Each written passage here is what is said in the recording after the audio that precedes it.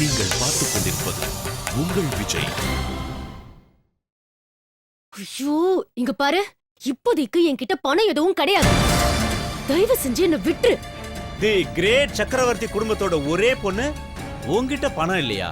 அதுவும் இல்லாம உனக்கு கல்யாணம் வேற ஆக போகுது. இப்படி என்ன பண்றனா, உனக்கு போட போற டைமண்ட் நெக்லஸ், வளையல் எல்லாத்தையும் எடுத்துட்டு வந்து என்கிட்ட தர. இல்லனா நடக்கிறதே வேற. இங்க பாரு, என்னால அதெல்லாம் ஒண்ணும் பண்ண முடியாது. ஏய், சொல்றத செய். பை. ஹலோ ஹலோ, இங்க பாரு.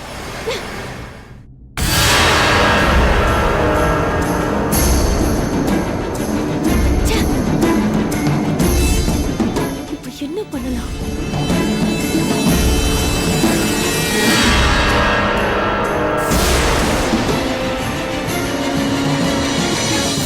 ஓகே.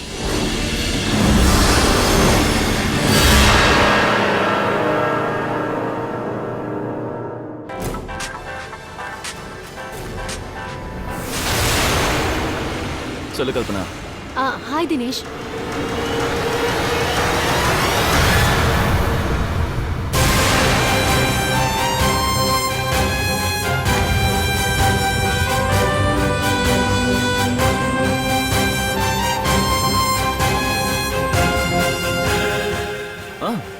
சரி கல்பனா.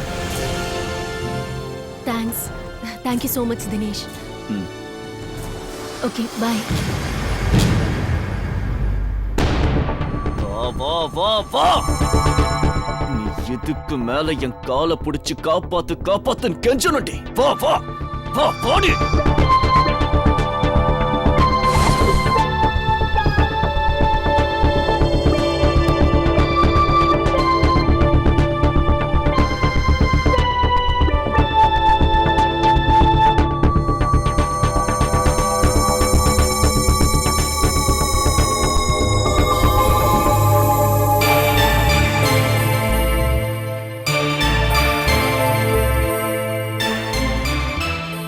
முக்கியமா இங்க இருக்க வேண்டியவ கல்பனா தான். அவளே இன்னும் வரலனா எப்படி? கல்பனா, கல்பனா. அம்மா வரேம்மா. என்னம்மா? உனக்காக நாங்க எல்லாரும் காத்துட்டு இருக்கோம். நீ இப்படி லேட்டா வந்தா எப்படிமா? சாரிம்மா. சரி, அண்ணன்களுக்கு ஆரத்தி எடுத்து ராக்கி கட்டி ஆசீர்வாதம் வாங்கிக்க.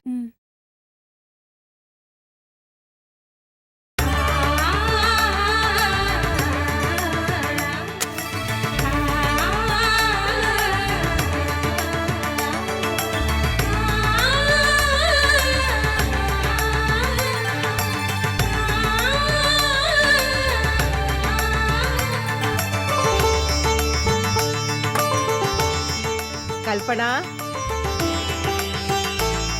இன்னைக்கு ரக்ஷா பந்தன், அண்ணன் தங்கச்சி உறவை எடுத்து சொல்ற ஒரு உன்னதமான நாள்.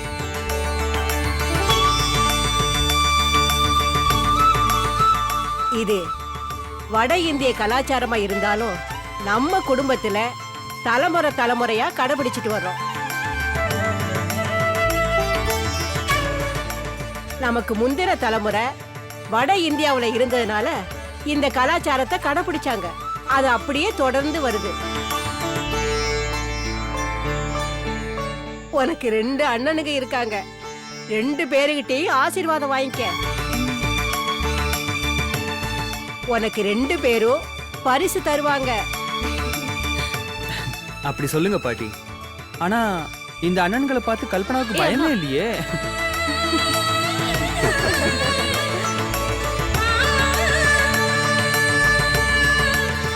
டேய், அவனுக்கு என்னடா சொல்றது? உனக்கு சொல்றேன் கேளு. வெறும் தங்கச்சி கையால ராக்கி கட்டிக்கிட்டா மட்டும் பத்தாது. எந்த சந்தர்ப்பம் வந்தாலும் அவளை கைவிடக்கூடாது. அவளுக்கு என்ன தேவையோ அதெல்லாம் செஞ்சு தரணும்.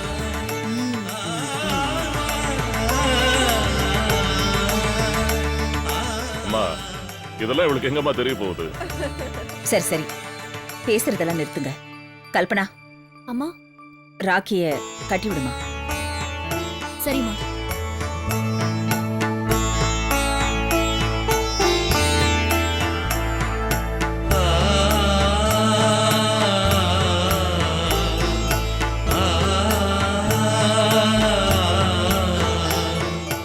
அண்ணா கொடுத்துருங்க. கல்பனா, இந்தா என்னோட கிஃப்ட். தேங்க்யூ சோ மச்னா. வாவ். கல்பனா, மா, ராம் உனக்கு கிஃப்ட் கொடுத்தான். பதிலுக்கு நீ அவனுக்கு கொடுக்கணும்ல? ஒரு நிமிஷம் இரு. சீதா, இந்த கல்பனா.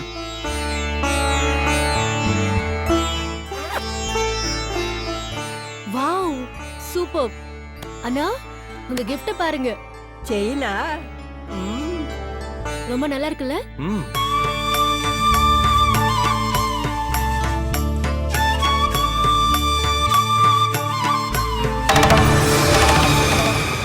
என் புருஷனுக்கும் இதே மாதிரி தான் செயின் போடுவாங்கல்ல?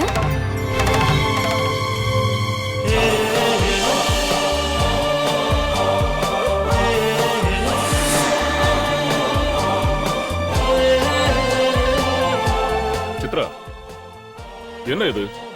ராம்க்கு மட்டும் செயின், ரவிக்கு ஒண்ணும் இல்லையா? இந்த மாதிரி எல்லாம் பண்ணா அண்ணன் தம்பிக்குள்ள மனஸ்தாபம் வராதா? இதுல என்ன தப்பு இருக்கு? நான் என் மகனுக்கு செயின் வாங்கி கொடுக்கணும்னு ஆசைப்பட்டேன், வாங்கி கொடுத்தேன். தேவனா சுமித்ராவும் ரவிக்கு வாங்கி கொடுக்கணும்னு நினைச்சா வாங்கி கொடுக்கட்டும். நான் என்ன வேண்டாம் நான் சொல்ல போறேன்?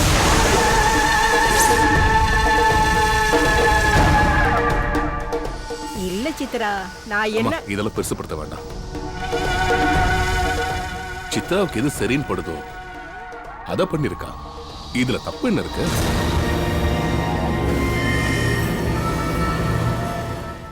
கல்பனா, நீ பண்ணுமா, நீ வேலை பாரு.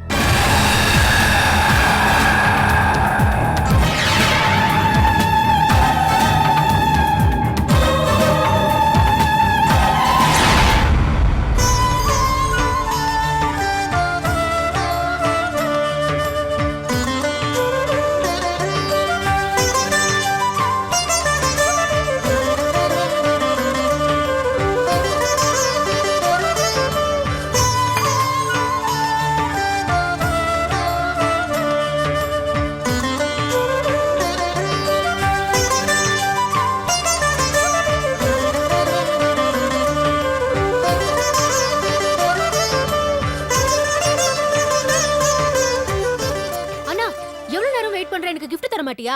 தருவோம்ல. சீக்கிரம். இது என்னோட gift. Thank you so much.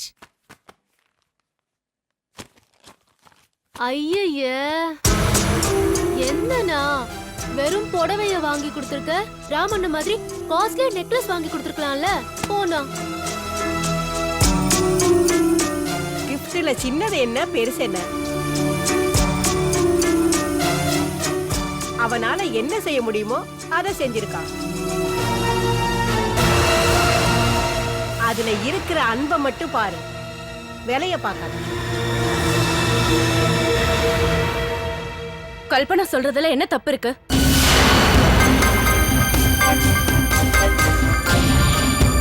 இந்த வீட்ல என் புருஷனுக்கு இருக்கிற மரியாதை அவ்வளவுதானே? பிரியா, என்ன பேசுற நீ? ஏ, உங்களுக்கு புரியலையா? கல்பனாவுக்கு நெக்லஸ் வாங்கி கொடுக்கிறதுக்கு உங்க அண்ணனால மட்டும் முடியுதுன்னா உங்களால முடியாதா? நீங்களும் இந்த வீட்டு பையன் தானே. அவருக்கு இருக்கிற பணம் அந்தஸ்து உங்களுக்கு இருக்குதானே? பிரியா, இப்ப என்ன ஆச்சுன்னு இப்படி சத்தம் போட்டுக்கிட்டு இருக்க? இன்னும் என்ன ஆகணும் அத்தை? நானும் இந்த வீட்டுக்கு வந்ததுல இருந்து பாத்துட்டு தான் இருக்கேன். எப்பவுமே ராம் தான் வீட்டுக்கு மூத்த பையன், சீதா தான் மூத்த மருமகன். அவங்களுக்கே இம்பார்ட்டன்ஸ் கொடுக்கறாங்க.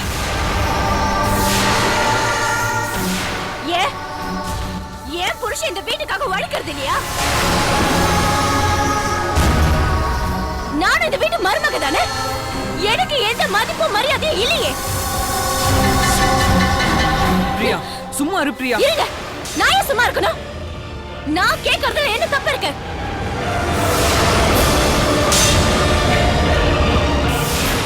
சித்ராத்த அவங்க மகனுக்கு செயின் கொடுக்கறாங்க, ஆனா உங்களுக்கு கயிறு கட்டி விடுறாங்க. அப்படின்னா என்ன அர்த்தம்? நீங்க அவங்க முன்னாடி ஓட இல்லன்னு அர்த்தம்.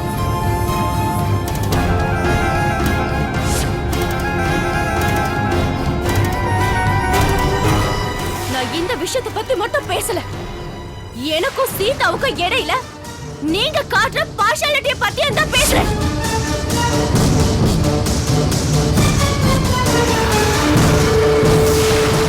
உங்க எல்லாருக்குமே தெரியும் சீதா இந்த வீட்டுக்கு வந்ததுல இருந்து எவ்வளவு தப்பு பண்ணிருக்கா. இருந்தாலும் இவங்களுக்கு அவங்க மருமக மட்டும்தான் வசதி.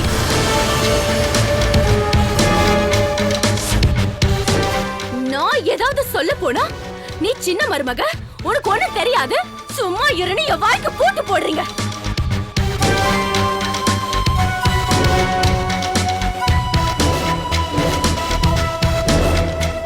ஏங்க ஏன் மேல மட்டும் ஏன் இவ்வளவு பாரபட்சம்? வெளிய சக்கரவர்த்தி குடும்பம்னா ஆஹா ஓஹோன்னு பேசிக்கிறாங்க. ஆனா இங்க நடக்கிறது எல்லாமே தலைகீழா இருக்கு.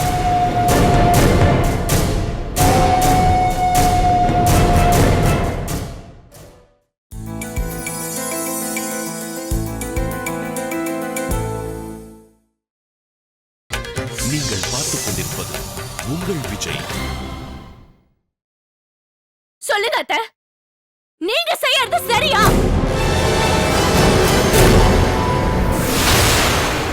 முடிச்சிட்டியா? பேசி முடிச்சிட்டியா? நான் எடுக்கிற முடிவு சரியில்லைன்னு இப்ப நீ பிரச்சனை பண்றியா?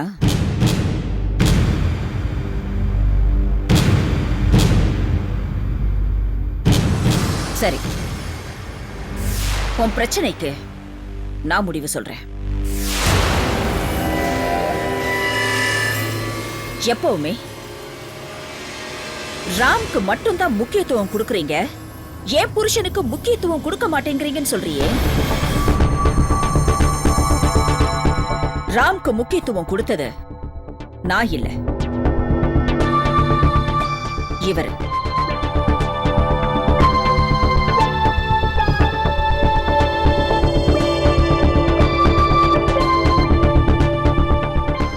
ஏன் தெரியுமா? ராம் எந்த வேலையை கொடுத்தாலும் நல்லா செய்வான்னு ப்ரூவ் பண்ணிருக்கான். அப்படி இருக்கும்போது அது தப்புன்னு நீ எப்படி சொல்ல முடியும்?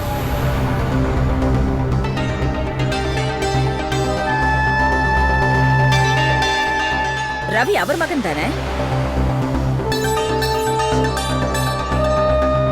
அவனுக்கு எதுக்காக இம்பார்ட்டன்ஸ் கொடுக்கல?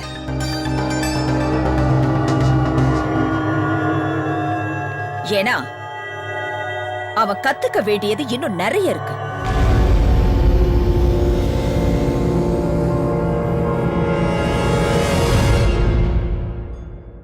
அத பத்தி எதுவும் பிரச்சனை பண்ற மாதிரி இருந்தா நீ அவர்கிட்ட போய் பிரச்சனை பண்ணு.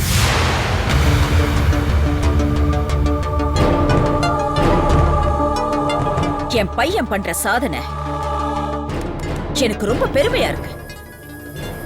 I am very proud of my son. அதுக்குதான் இவனுக்கு நான் இம்பார்ட்டன்ஸ் கொடுத்தேன். இது தப்பா? கரெக்டா சொன்ன சித்ரா. பிரியா, நீ கேட்கறது தப்புன்னு நான் சொல்ல வரல. ஆனா நீ கேட்ட முறை சரி.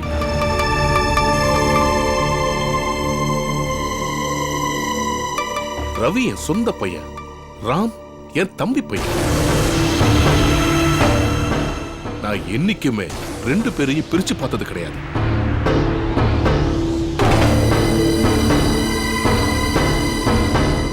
ராம் நல்ல வேலை பார்க்கறான், கம்பெனியை வளர்த்துட்டான்.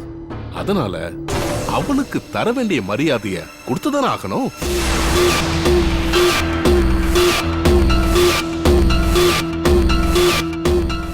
அந்த மரியாதைய சித்ரா ராம கொடுத்ததுல என்ன தப்பு?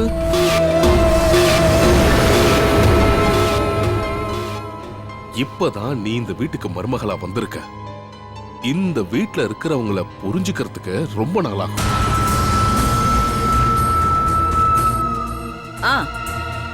வேற என்னமோ சொன்னியே? உனக்கும் சீதாவுக்கும் இடையில நான் பார்ஷாலிட்டி பாக்குறேன்னு தானே சொன்னேன். சீதா வாங்க, வாமா. ஆமா, உனக்கும் சீதாவுக்கும் பார்ஷியாலிட்டி மட்டும் தான் பாக்குறேன். ஏன் தெரியுமா? சீதா இந்த வீட்டுக்கு ஒரு நல்ல மருமகளா, ராம்க்கு நல்ல வைஃபா ரொம்ப லட்சணமா நடந்துக்கிறா. அது மட்டும் இல்ல, சீதாவுக்கு யாருக்கும் மோசம் பண்ணவோ, துரோகம் பண்ணவோ, வஞ்சகம் பண்ணவோ தெரியாது.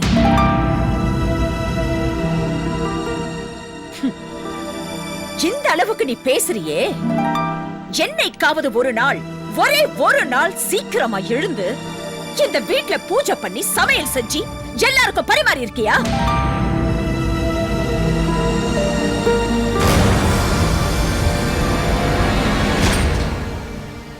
இல்லதானே? அப்படி இருக்கும்போது உனக்கெல்லாம் எப்படி இம்பார்ட்டன்ஸ் கொடுக்க முடியும்? எப்ப பார்த்தாலும் சீதா ஏதாவது தப்பு பண்ணிட்டே இருக்கான்னு சொல்லிட்டே இருக்கல. அந்த தப்பு யாரால நடக்குதுன்னு உனக்கு தெரியாதுல்ல?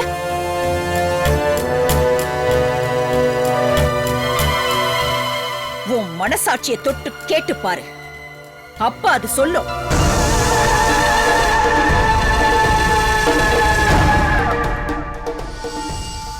நீ சொன்ன மாதிரி நான் சீதாவுக்கு சப்போர்ட் பண்ணி இருந்தா அன்னைக்கு அத்தனை பேர் முன்னாடி இவளை கல்யாண கோலத்துல நிக்க வச்சு ராம்க்கும் இவளுக்கும் எந்த சம்பந்தமும் இல்லைன்னு கண்டிப்பா சொல்லியிருக்க மாட்டேன்.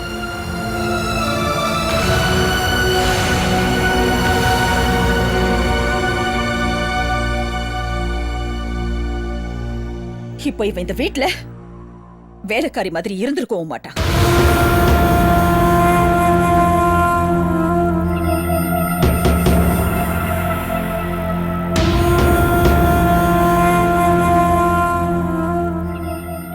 அப்படி இருந்தும் உனக்கு நான் பிரச்சனை பண்றவளா தெரியறேன்ல?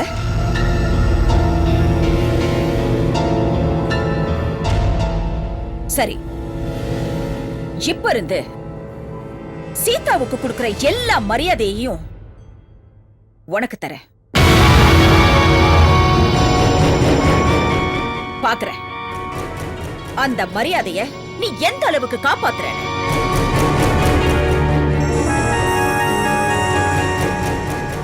அது மட்டும் இல்ல, இந்த வீட்டோட சாவி, இந்த வீட்டோட எஜமானி பட்டம் எல்லாத்தையும் உனக்கே தரேன்.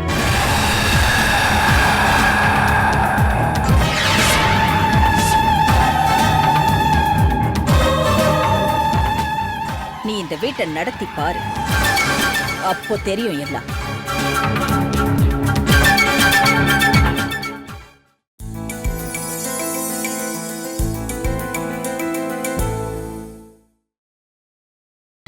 நீங்கள் பார்த்துக் கொண்டிருப்பது உங்கள் விஜய்.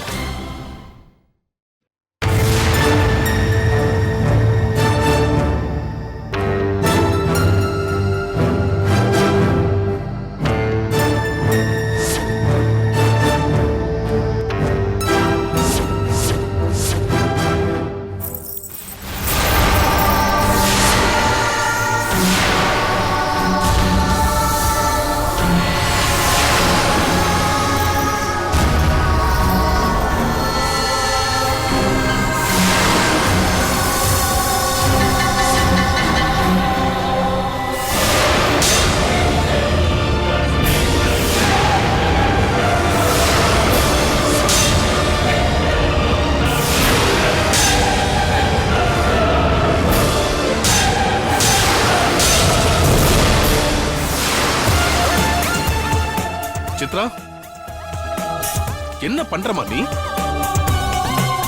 நீ அவசரத்துல எடுக்கிற முடிவு சரியாவே வராது. யோசனை பண்ணுமா.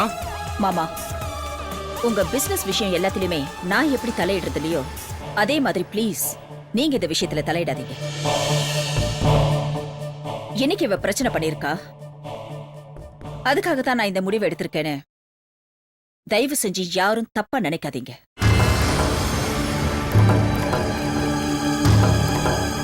பிரியா, இனிமே இந்த வீட்டோட பொறுப்பை நீதான் பாத்துக்க. இந்த வீட்ல எது நடந்தாலும் நீதான் பொறுப்பு. நீ மட்டும்தான் பொறுப்பு.